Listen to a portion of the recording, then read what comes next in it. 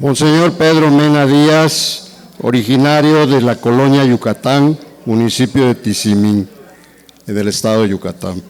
Fue ordenado presbítero en 1986 y ha sido vicario parroquial, prefecto en el Seminario Mayor, coordinador de la pastoral vocacional en Yucatán durante 15 años, durante los cuales fue secretario de la Dimensión de Pastoral Vocacional del Episcopado Mexicano, por espacio de 6 años. Fue párroco de Concal y de Nuestra Señora de Guadalupe en Mérida y vicario episcopal del clero. Fue ordenado obispo auxiliar de Yucatán, titular de Suglio en 2017. Y desde 2018 es presidente de la Comisión de Vocaciones y Ministerios del Episcopado Mexicano. Y agradezco también todo lo que nos ha compartido, señor patrón, que pues algo de lo que yo voy a exponer, pues él también ha expuesto y de una manera muy bien, muy profunda, muy práctica, que nos dice que para avanzar en la pastoral vocacional hay que dejar de empujar al elefante, ¿verdad? Monseñor patrón nos ha hecho ya una motivación en ese sentido, ¿verdad? Y yo de dónde tomé este título, ¿verdad?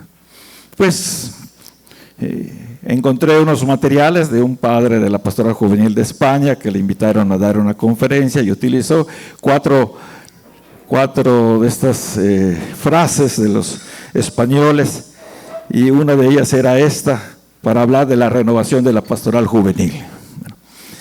Y entonces decía que una de las actitudes es que hay que dejar de empujar al elefante, cuando hay muchas cosas que se han hecho, que se han vuelto a hacer, ¿verdad?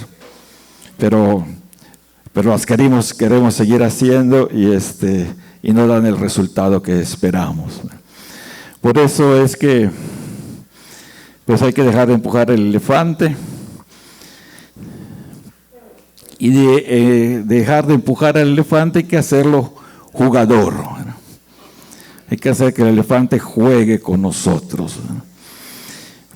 Por eso es que me voy a basar en los saltos de calidad de la pastoral vocacional aplicados al Club Serra. Este término que el Papa Juan Pablo II se los propuso a un congreso de vocaciones que se celebró en Europa, y al final en el mensaje que les dio les dijo: hay que dar saltos de calidad, no nos podemos nosotros quedar haciendo lo mismo. Albert Einstein dice que locura es querer encontrar resultados diferentes haciendo siempre lo mismo.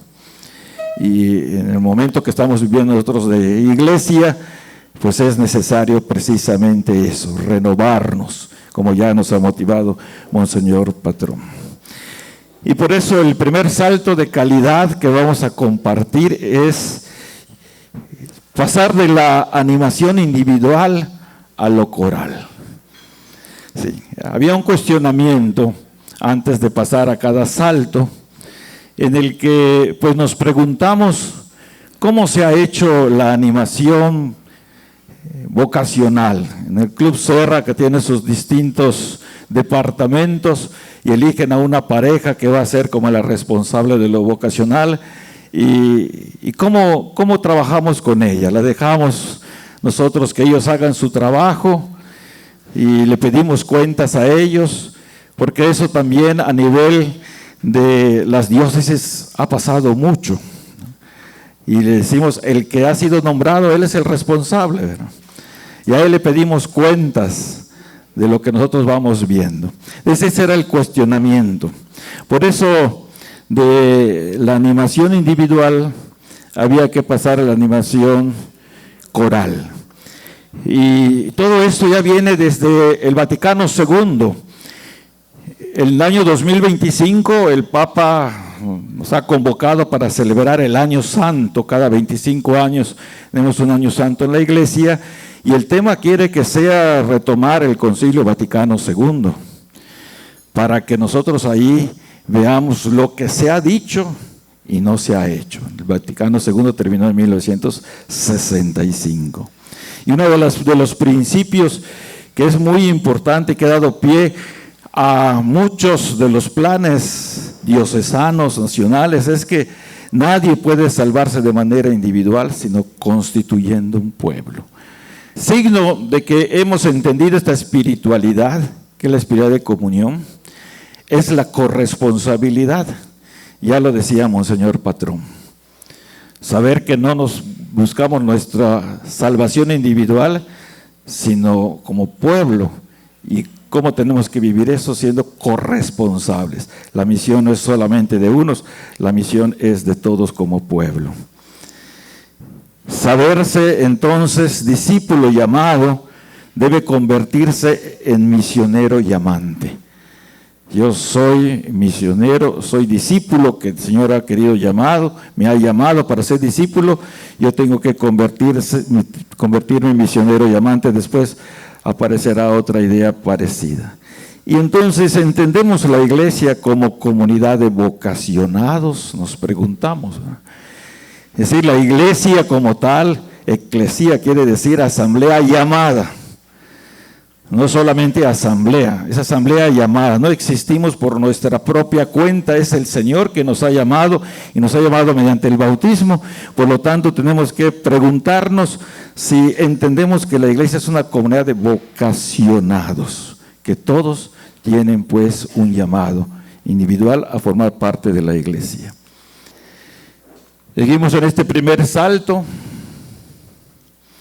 Si todos viviéramos esta actitud, entonces habrían muchos que desearían que otros respondieran. Esta es la tarea, lograr el deseo de que otros respondan.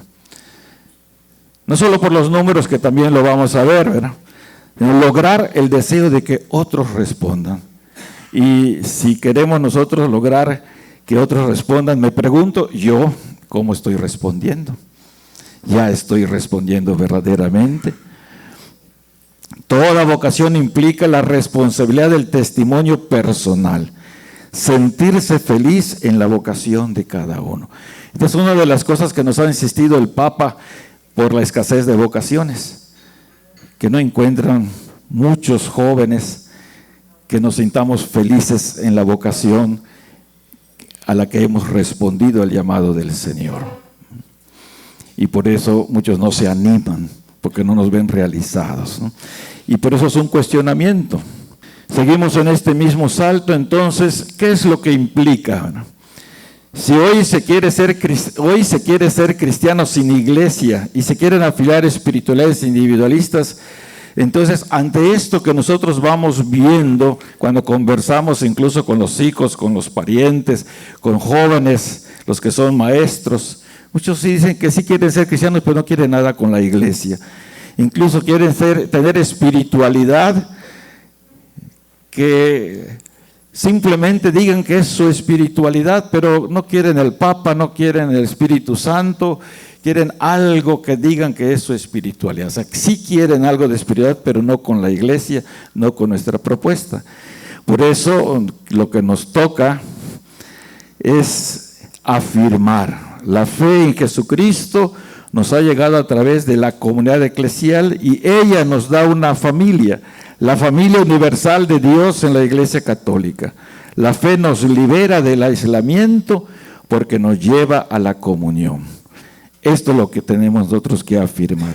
Vamos a ver varios conceptos que tenemos que tener muy presentes. El tema completo se les ha compartido, creo que después se los van a poder compartir para que lo tengan. Segundo cuestionamiento, ¿es la pastoral vocacional una comisión entre otras o es más bien una dimensión de todas las pastorales? Esto pues a nivel de nuestras diócesis. ¿Tiene algo que decir acerca del llamado y la respuesta de cada bautizado, la catequesis, la pastoral social, la pastoral de la salud, los ministros extraordinarios de la comunión, etcétera, etcétera? Todos estos servicios dentro de la iglesia tienen algo que decir desde la pastoral vocacional.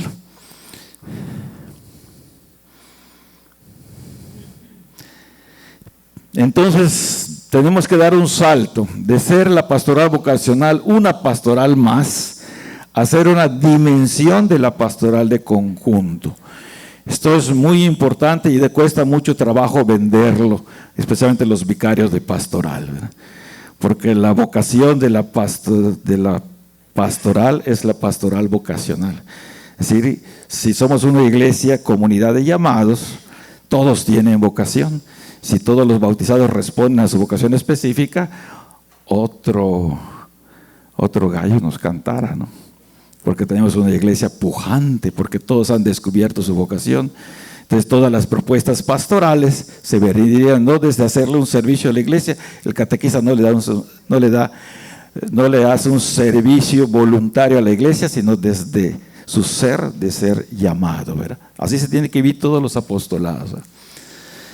¿Por qué tenemos que dar este salto? Entonces el documento de Aparecida con toda claridad en el 314 dice que la pastoral vocacional como la acción que acompaña cuidadosamente a todos los que el Señor llama. Es responsabilidad de todo el pueblo de Dios para ayudar a descubrir el sentido de la vida y el proyecto que Dios tenga para cada uno, acompañándolos en su proceso de discernimiento, plenamente integrada en el ámbito de la pastoral ordinaria, es fruto de una sólida pastoral de conjunto. Entonces esta es una de las convicciones que tenemos que tener, que está muy claro en el documento de Aparecida. Es responsabilidad de todo el pueblo de Dios y este apunta a un tema muy importante sobre el sentido de la vida. Entre los muchos mensajes que reciben los jóvenes hoy es precisamente que la vida no tiene sentido. Y como no tiene sentido, tú vive al día. No pienses en trascender. Tú vive lo que te propongan hoy en día. Y vívelo de acuerdo a tus sentimientos, no a tu inteligencia. Eso es lo que reciben hoy los jóvenes. Dirige tu vida con tus sentimientos, no con tu inteligencia. Es un momento muy importante entonces ver por qué tenemos que hacer un trabajo siempre de conjunto. Seguimos en este segundo salto. Por lo que hay que tomar en cuenta que si la pastoral ordinaria no llega a tocar el corazón y a poner al oyente ante la pregunta estratégica, Señor, ¿qué debo hacer? No es pastoral, sino hipótesis de trabajo. Todo lo que hagamos nosotros como iglesia tiene que llegar a que el bautizado diga, Señor, ¿qué debo hacer? Si no se hace esa pregunta, el niño que hace su primera comunión, el adolescente que va a confirmar la quinceañera, los que se preparan para el matrimonio, entonces es hipótesis de trabajo. Por eso no hay consistencia, porque muchas veces no se llega a eso. La pastoral ordinaria tiene que llegar a tocar el corazón. Como nos dicen los Hechos de los Apóstoles, la gente se preguntaba, ¿y a nosotros qué nos toca? Cuando la gente responda a eso, entonces estamos en el camino correcto. Que el logro más grande de la pastoral vocacional entonces será impulsar la pastoral de conjunto u orgánica. Esto que está en la guía de pastoral vocacional desde 1986 por allá, ¿no? Entonces, no es que la pastoral vocacional tenga que decirle a toda la pastoral, es que es una dimensión de toda la pastoral, ¿verdad? Que más que problemas de principios o bases doctrinales, la dimensión vocacional de todas las pastorales es problema de organización y de comunicación de experiencias. Es que tiene que partir de eso, ¿verdad? De cómo estamos organizados en lo que estamos proponiendo, cuáles son nuestras experiencias que queremos nosotros comunicar. Entonces hay un tercer cuestionamiento, pasamos a un tercer salto. Todos sabemos que son 3 las vocaciones específicas, pero ¿cuáles son las que se siguen promoviendo en la diócesis? Y aquí pues nos preguntamos, ¿qué promueve más las congregaciones religiosas, la pastoral vocacional diocesana? El apostolado Serra tiene en cuenta las otras vocaciones. ¿Cuántas acciones promueven los centros pastorales, por ejemplo, a favor de la vocación laical? Que esto también Monseñor Patrón lo ha tocado profundamente. Por eso tenemos que dar un salto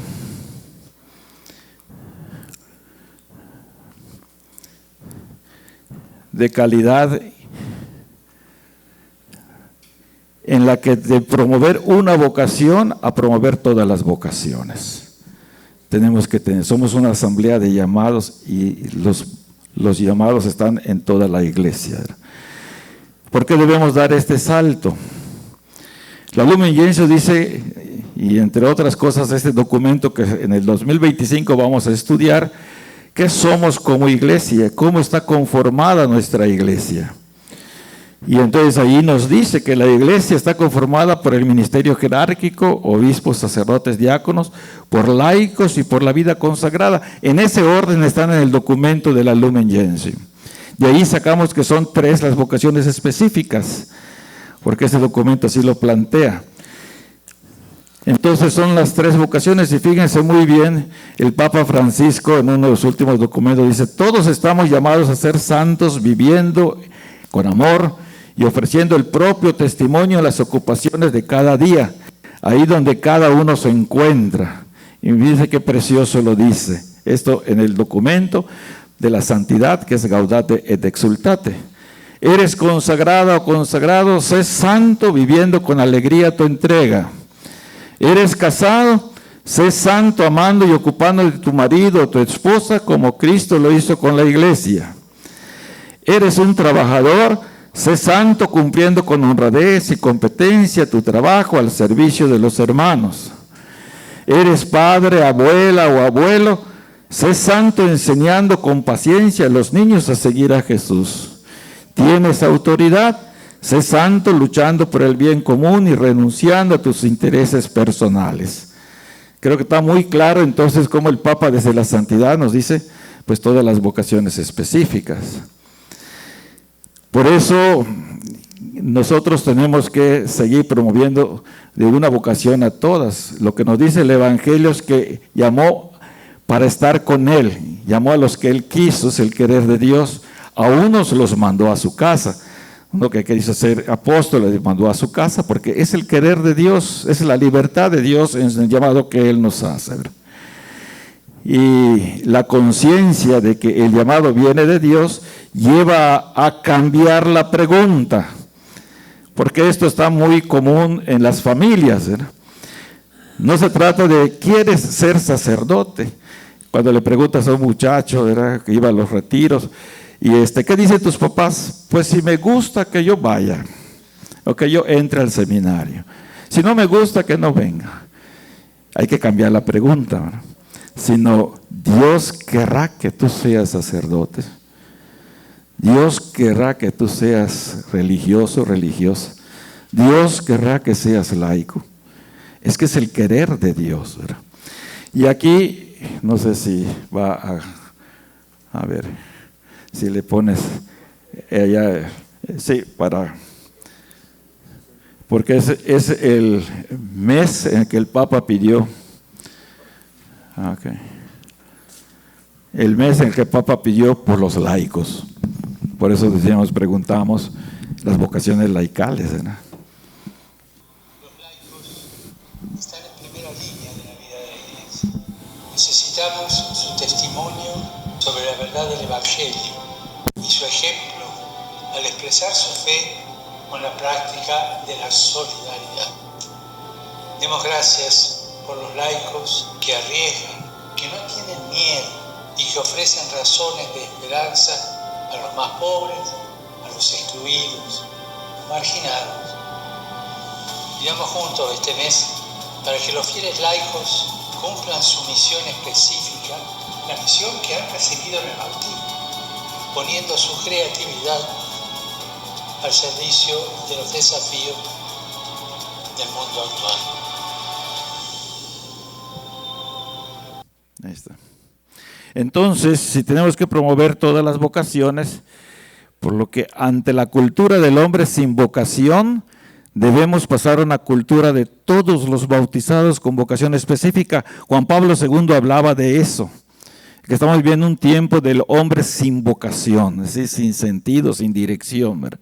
Entonces nosotros tenemos que buscar una cultura que todos los bautizados con vocación específica. Debemos cultivar actitudes de apertura, diálogo y disponibilidad para la corresponsabilidad, porque precisamente la sinodalidad de lo que estamos nosotros reflexionando ahora a la luz del sínodo, que todavía ya terminó la primera etapa, pero viene otra segunda, no se trata de una competencia de vocaciones. Debemos combatir un enemigo constante, el exacerbado clericalismo. Eso lo hemos escuchado creo que muchas veces. Y digo de ida y vuelta, ¿verdad? Porque por una parte, sacerdotes, yo platico con alguno por allá que vinieron a quejarse, ¿no?, por algunos laicos, por la manera de organizar alguna cosa. Y me dicen, no, pero fue mi decisión. No fue decisión del consejo parroquial, ni del EPAP, fue mi decisión. ¿Sabes cómo se llama eso? Clericalismo, le digo. Es decir, aquí mis chicharrones truenan, ¿verdad? Es el clericalismo de ida. Pero de vuelta es que, no, si el Padre no quiere, no lo vamos a hacer. Vamos a hacer, dice el pueblo, lo que el Padre nos diga, ¿verdad? Entonces esto el Papa le ha llamado exacerbado. Porque en ese caminar juntos de la sinodalidad, lo que tiene que prevalecer es la corresponsabilidad, respetando los roles que le toca a cada uno. Pasamos a un cuarto cuestionamiento. Cristo dijo, vayan por todo el mundo y proclamen la buena noticia a toda criatura. Era el año 33 de nuestra era. Después de 1990 años, los católicos somos el 17.67% de la población mundial. En total somos 1.380 millones de católicos. Son datos del 2021 de la agencia Fides que nos compartieron en material para el Domum de este año, del mes de octubre pasado, ¿verdad? Aunque la iglesia crece casi en todos los continentes, en Europa disminuyó en 244,000 personas. Ha disminuido el número de sacerdotes hasta alcanzar los 407,872 sacerdotes. En Europa han disminuido más de 3,600, aunque sigue siendo donde hay más sacerdotes. El número total de sacerdotes religiosos disminuyó en 1,436, totalizando 128,262. Los religiosos no sacerdotes disminuyeron en 795, en total en el mundo hay 49,774.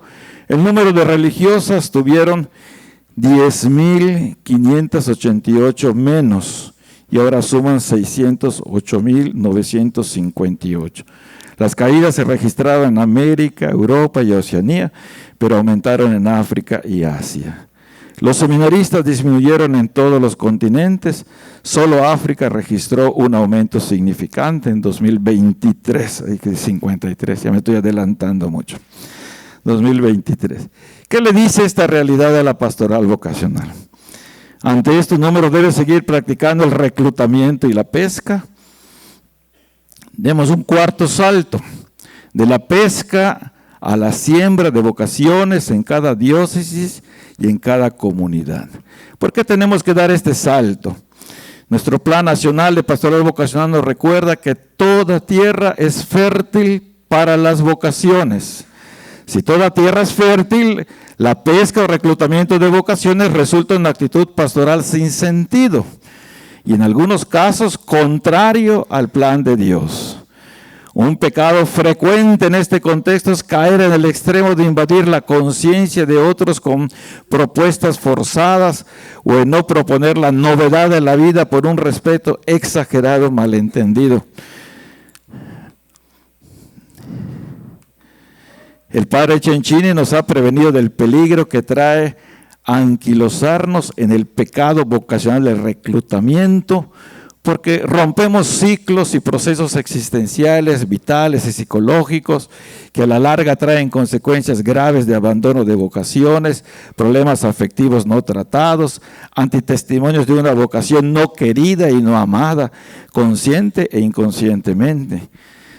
Privamos al joven de un genuino proyecto de vida personal pensando en nuestros proyectos de vida institucional, que no es otra cosa que un proyecto de supervivencia institucional. ¿Cómo sobrevivirá nuestra congregación, nuestra diócesis, nuestros seminarios? Lo anterior nos lleva a tener actitudes egoístas, pensando solo en nosotros como persona, como institución, y no en el misterio de la llamada personal que Dios tiene para cada uno de sus hijos. Por lo que seguir con la técnica de la pesca solo manifiesta la falta de esperanza y de fe en el proyecto, que en primer lugar es de Dios. El proyecto es de Dios. No es posible que Dios no siga llamando también aquí y ahora. Es que en todas partes, si se ha proclamado el Evangelio, en todas partes se ha sembrado la vocación. Entonces no es posible que Dios aquí en Yucatán, si tenemos 5 alumnos en el curso introductorio, nos siga sembrando. Ahorita hay un poco de un número mayor de posibles candidatos. Hay que analizar buscando las causas verdaderas que ha hecho falta en la manera de lo hecho hasta ahora. No caer en el desánimo, la desesperanza y el miedo paralizante. La vocación es siempre matutina, una expresión del padre Chenchine para decirnos que cada día que amanece es algo nuevo. Y la vocación es algo nuevo para vivirla y también algo nuevo que debe de venir.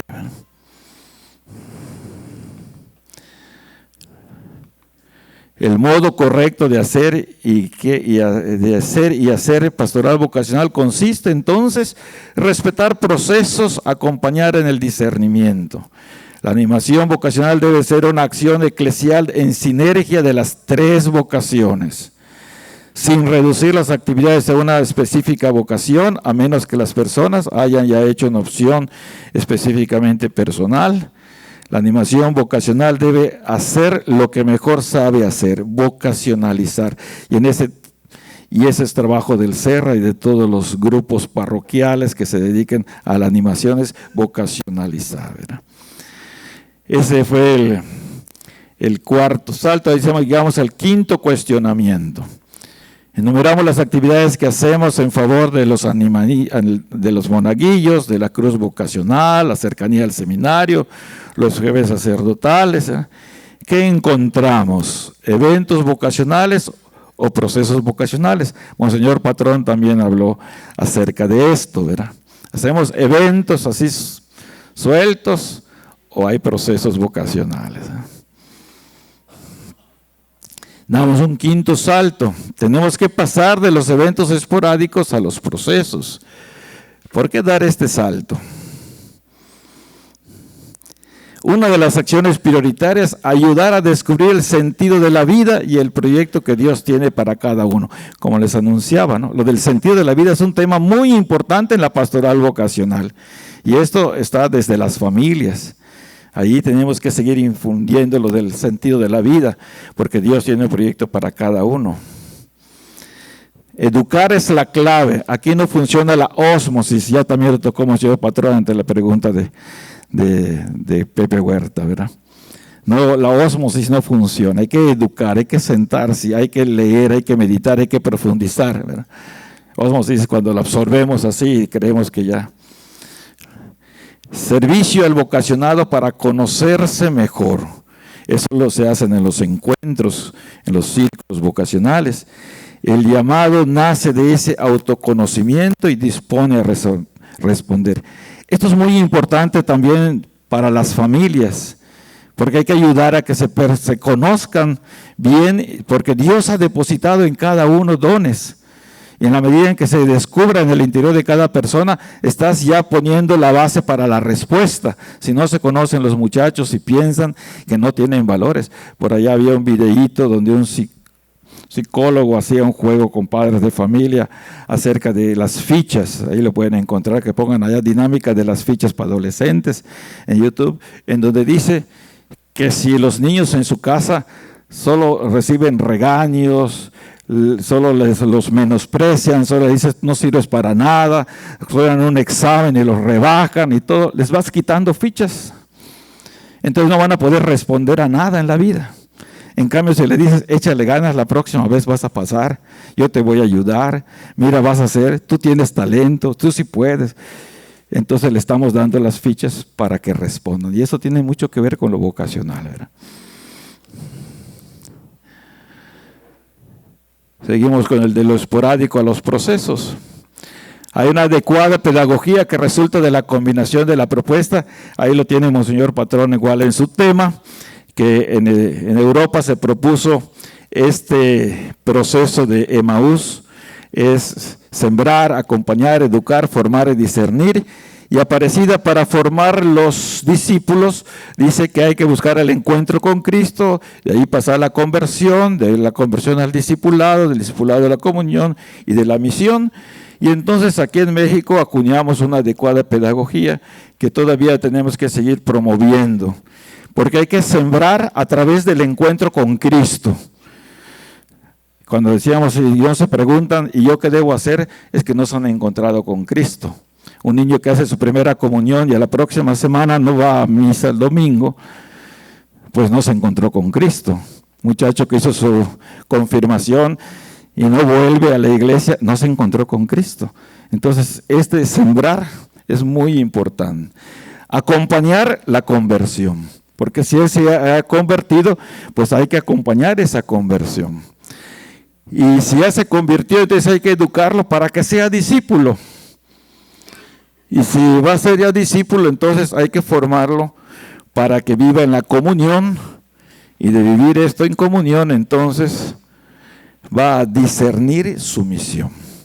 Esta es una adecuada pedagogía que nos hace falta reflexionar, ¿verdad? Pero en todo esto, nosotros tenemos que ver qué es lo que después qué le toca en este proceso al Serra, o al menos una parte. Entonces yo digo que una primera respuesta le toca al Serra lo que le toca a toda la iglesia, sembrar a través del encuentro con Cristo. Y esto nos invita a preguntarnos a nivel de nuestra experiencia personal. Yo, que estoy en el grupo, que estoy en el apostolado Serra, que estoy en otro apostolado, o en otra cosa, ¿cómo valoro mi experiencia de encuentro con Cristo? Por lo mismo, hacer la misma pregunta a nivel familiar, a nivel de grupo apostólico, nuestro encuentro con Cristo, ¿cómo está? Y esto sí nos toca a todos, ¿verdad? Por lo anterior nos lleva a preguntarnos, ¿qué tan eficaz es la aportación al carisma vocacional del Serra? Si no partimos de nosotros, no pidamos a los demás lo que nosotros no vivimos, lo dijo Monseñor Patrón con toda claridad, ¿verdad? Si no partimos de nosotros, no pidamos a los demás lo que nosotros no vivimos.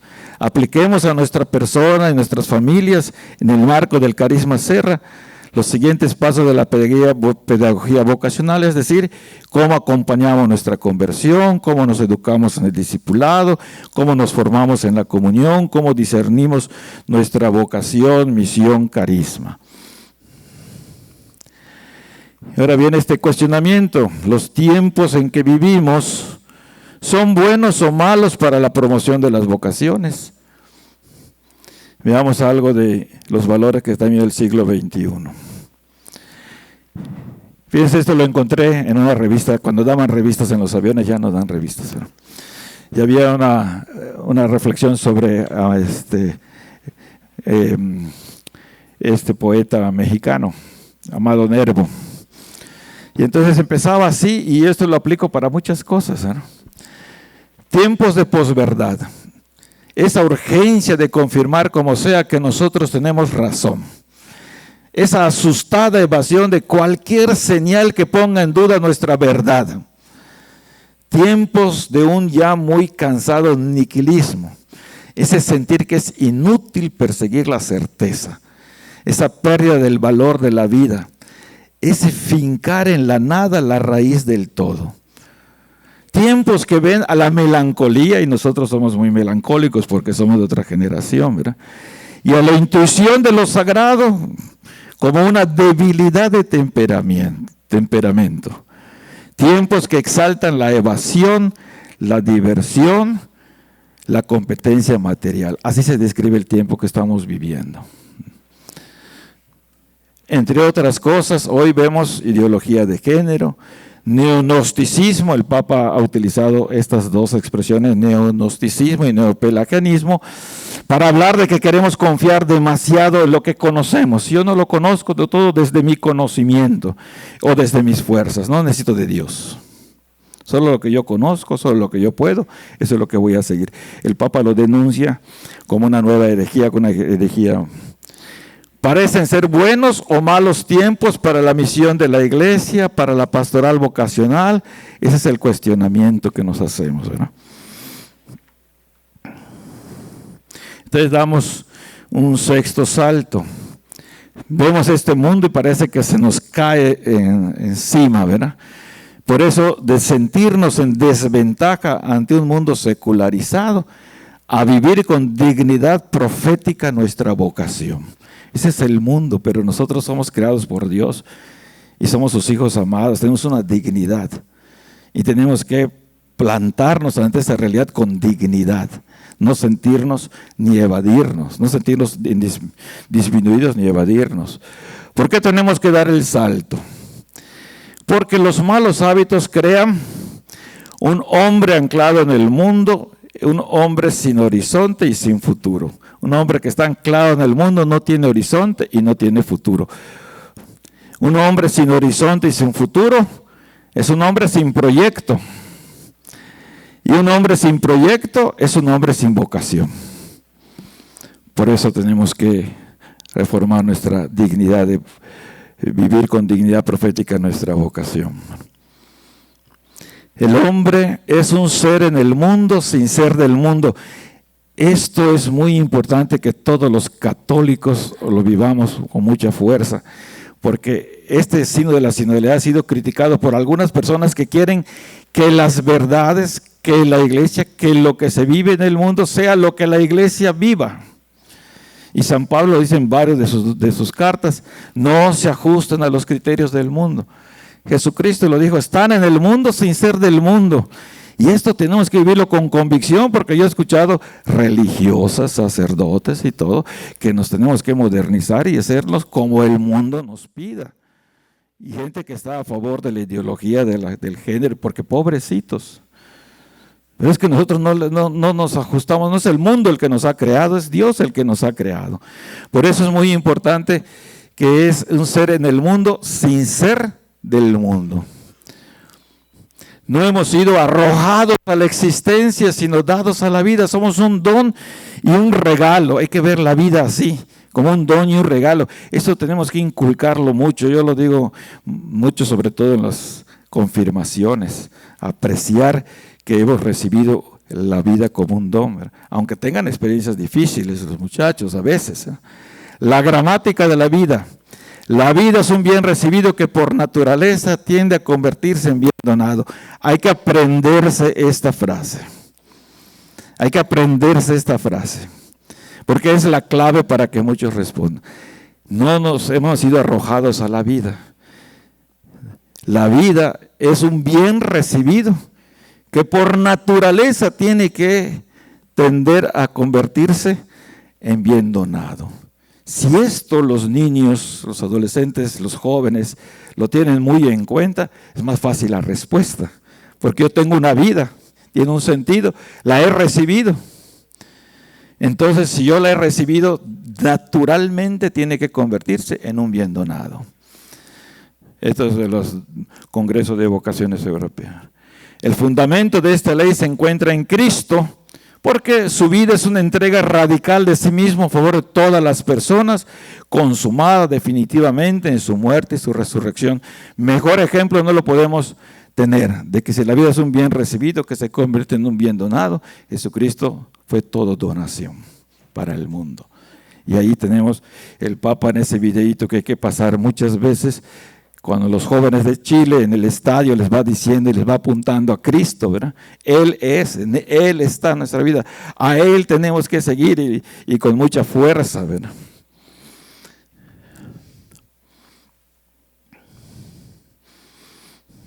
Por lo que, ¿quién no necesita saberse escuchado, llamado y convocado? Si sabernos necesitados por los demás es darle sentido a nuestra vida, sabernos necesitados por Dios es darle sentido absoluto a nuestra vida. Dios ha querido contar con nosotros. La historia del llamado a los apóstoles es la historia de, el Señor dice, se arriesgó con los apóstoles. Recordemos a Pedro, ¿verdad? A todos los que huyeron a la hora de la pasión, ¿verdad?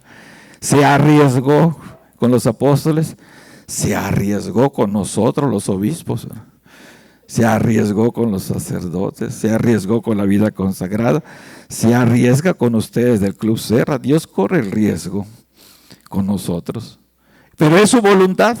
Él ha querido arriesgarse con nosotros, ¿verdad?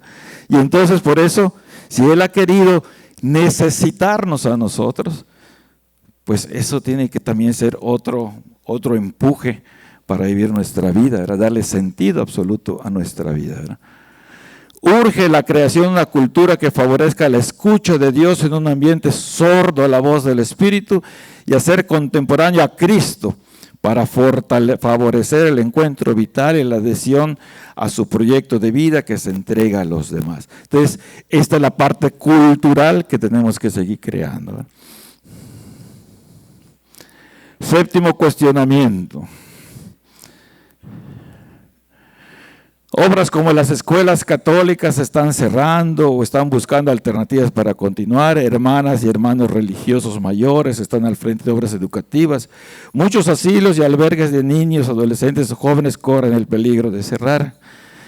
Allí encontré ese que decía: ¿sabías que la Iglesia Católica es la institución que más ayuda brinda alrededor del mundo, contando con más de 200,000 instituciones educativas, 22,000 hospitales y dispensarios médicos, 10,000 orfanatos, sin contar otras instituciones? No hay otra institución en el mundo que provea de tanta caridad. Entonces, por ejemplo, es de Villa de las Niñas en Valle de Chalco, y en Guadalajara está el Villa de los Niños, que fundó un padre gringo que ya falleció y que está ahí en varios lugares del mundo. ¿Saben cuántos niños viven allá? 2,000 niñas. ¿Saben cuántas religiosas atienden esto? 6. Pero lo tienen todo así, bien organizadito. Esos edificios, este es un campo gigantesco. Para mí fue una sorpresa conocerlo cuando fui a Valle de Chalco. Ante el panorama conocido aparece el miedo. Miedo como institución, miedo como iglesia, miedo como instituciones, ¿verdad? El miedo nos lleva a preguntarnos: ¿Dios dónde está? El problema no es sentir miedo. Jesucristo dijo: ahora que tengo miedo. Él mismo experimentó el miedo. Pero Él mismo se aparecía a los apóstoles diciéndoles: no tengan miedo. Entonces, ¿por qué damos este salto de la promoción por miedo a la promoción con esperanza? En la pastoral vocacional sentimos miedo, pero no nos definen las circunstancias dramáticas de la vida, ni los desafíos de la sociedad, ni tareas por emprender. Lo que nos define es el amor recibido del Padre gracias a Jesucristo por la unción del Espíritu Santo.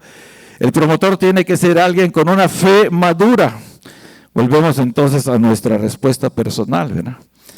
Nuestra fe madura, cuya característica es una ruptura arriesgada y de salto. O sea, que no me voy conformando de acuerdo a las cosas del mundo.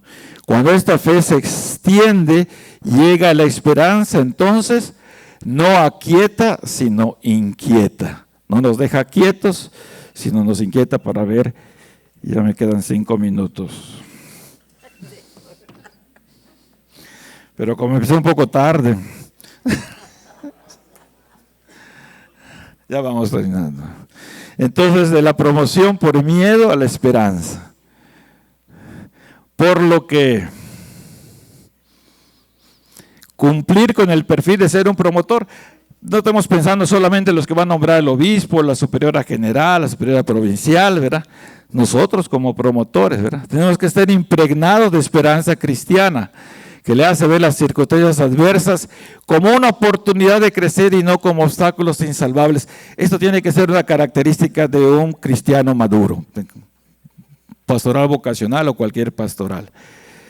El que tiene miedo cuando ve un obstáculo, le da la vuelta y se va o no lo enfrenta. Y lo ve como una terrible desgracia.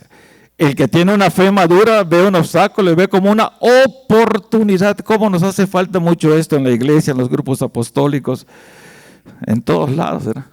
Los obstáculos como oportunidad, porque ya no nos definen las cosas del mundo, ¿verdad?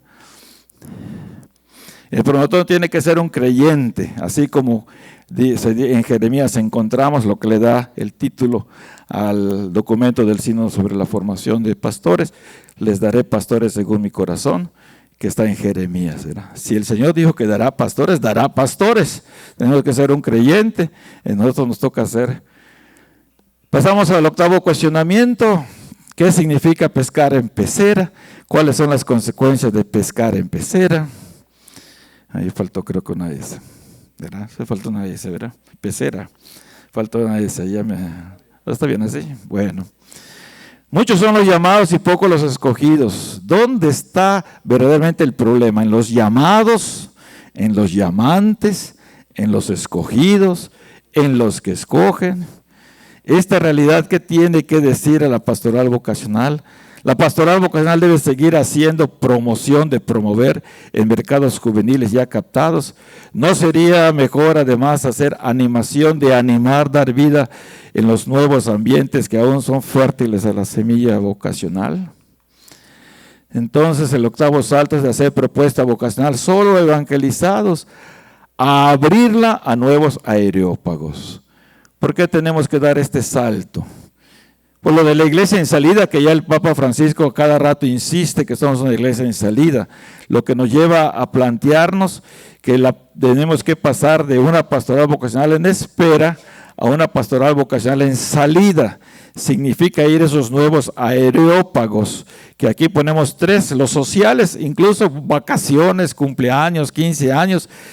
De algún modo por allá también se tiene que aprovechar esos nuevos areópagos, no solo los que vienen a la iglesia, que son muy poquitos ahora los jóvenes.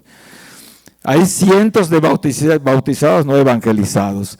Ahí yo le decía a los padres después de la pandemia, hay que aprovechar a los niños, papás y padrinos que quieren hacer su primera comunión, pues darles calidad, ¿verdad? Los que van a confirmar, darles calidad, ¿verdad? Y los areópagos existenciales, lugares de reuniones de los jóvenes, presenciales o virtuales, centros de trabajo, asociaciones no confesionales, etc. En estos lugares también hay que llevar el mensaje.